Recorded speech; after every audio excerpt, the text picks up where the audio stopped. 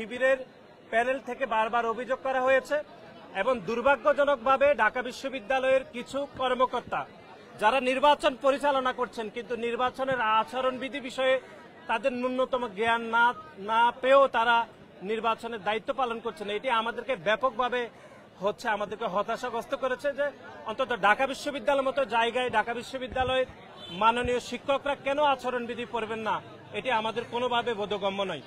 এবং দুই একজন শিক্ষক শিবিরের প্যানেলের যারা প্রার্থী, বিশেষ করে বিপি প্রার্থী এবং জিএস প্রার্থী, তারা যে ভাষায় কথা বলছেন ঢাকা বিশ্ববিদ্যালয়ের কয়েকজন সম্মানিত শিক্ষক ঠিক একই ভাষায় কথা বলছেন বলে আমাদের মনে হচ্ছে।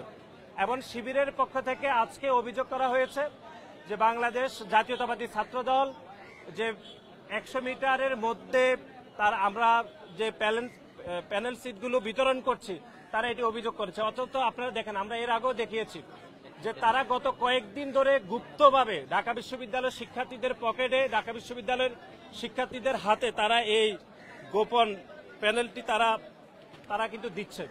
আমাদের পক্ষে থেকে তো কোনো অভিযোগ করা হয়নি, আমরা তাদের অভিযোগের বিপরীতে আমরা এটি দিয়েছি।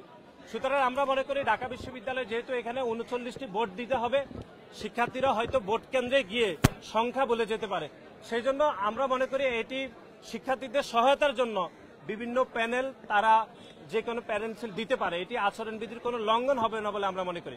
এবং বাংলাদেশ জাতীয়তাবাদী ছাত্রদল এই ভোট কেন্দ্রের 100 মিটার দূরে আমাদের সহায়তা কেন্দ্র আমরা স্থাপন করেছি, সেটাও নিয়ে মিথ্যাচার করা হয়েছে।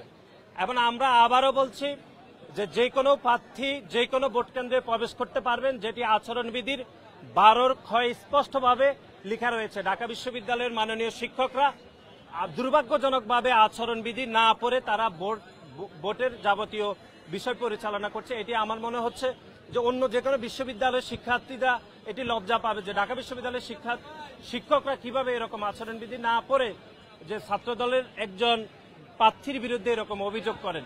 এবং দুই একটি গণমাধ্যমও এরকম সংবাদ পরিবেশন করেছে। আমরা সে সকল গণমাধ্যমের কর্মীদেরকেও আমরা অনুরোধ করব যে আপনারা আচরণবিধি পড়ে যদি আপনারা সংবাদ পরিবেশন করেন তাহলে অন্তত কেউ ক্ষতিগ্রস্ত হবে না, সবার প্রতি ইনসাফ কায়েম হবে। সবাইকে ধন্যবাদ।